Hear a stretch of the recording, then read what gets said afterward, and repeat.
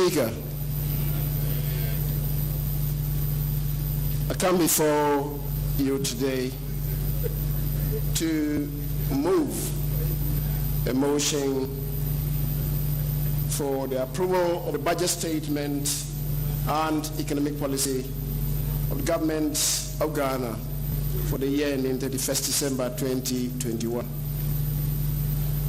Right Honorable Speaker, let me at the very outset express my profound gratitude to the President for the trust and confidence reposed in me in designating me as the Minister with temporary responsibility for the Ministry of Finance. In these past 5 days, I have received massive cooperation and indeed guidance from His Excellency, the Vice President, the head of the Economic Management Team, Mr. Charles Adubuaheng, the President's representative at the Ministry of Finance, and the Minister-designate for Finance, Mr. Ken Ufuriata, from far away United States of America, the technical team at the Ministry of Finance. May I also thank my colleague ministers and members of Parliament for the expression of good wishes and support. Let me also speak on this momentous occasion, wish the First Lady of the Republic happiest birthday for attaining the biblical optimum age of 70. Today, Friday, the 12th of March. Speaker, to Mrs. Irene Chimes Abonsu, let me just say, what can I do without you?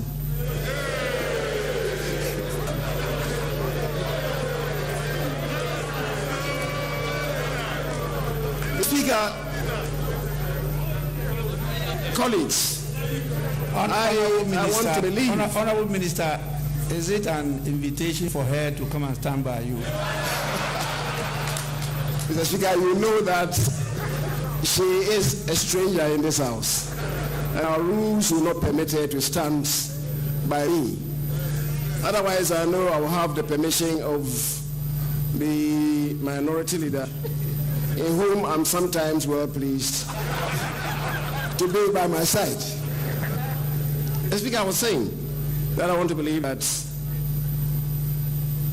the facts of the majority leader in the government business, one of our own, presenting the budget statement in this house, should provide sufficient mitigation to subdue the flame of heckling from the professional hecklers.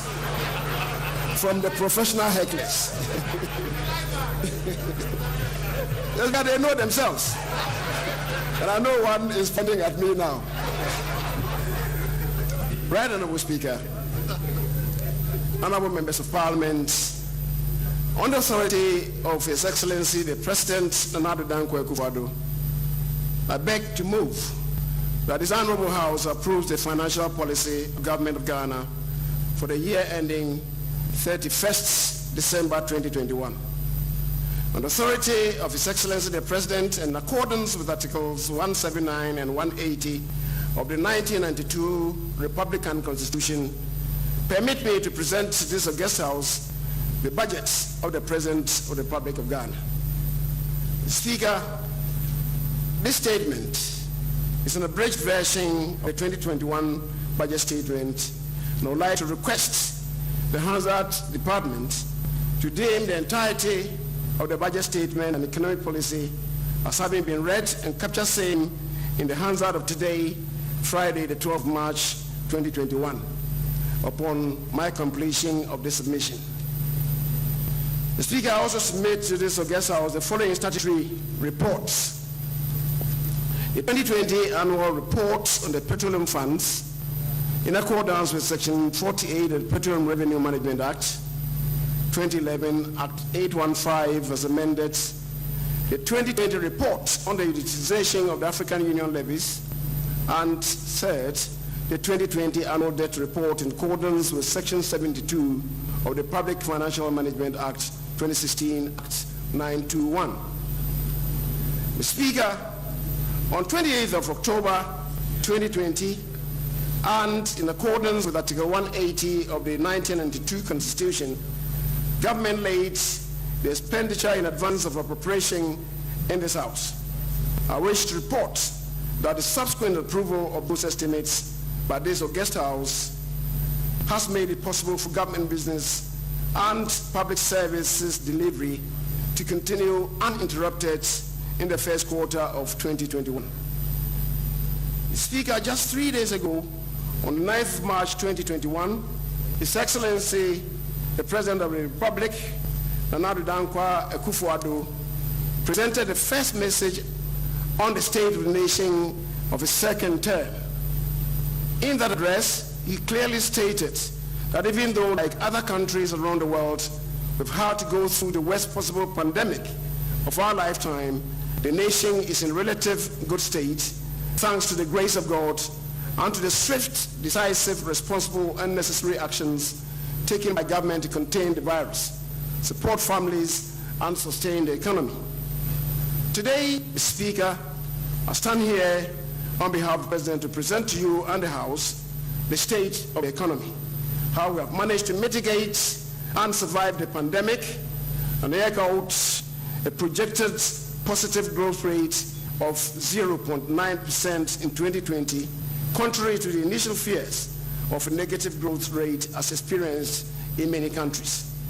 I will also present to you deliberate and well thought out strategies that will hasten our recovery and place us on a confident path of sustained economic transformation. Mr. Speaker, the year 2020 was a difficult period for Ghana and the rest of the world. Never before in recent history has a pandemic triggered such dramatic changes to lives and livelihoods simultaneously.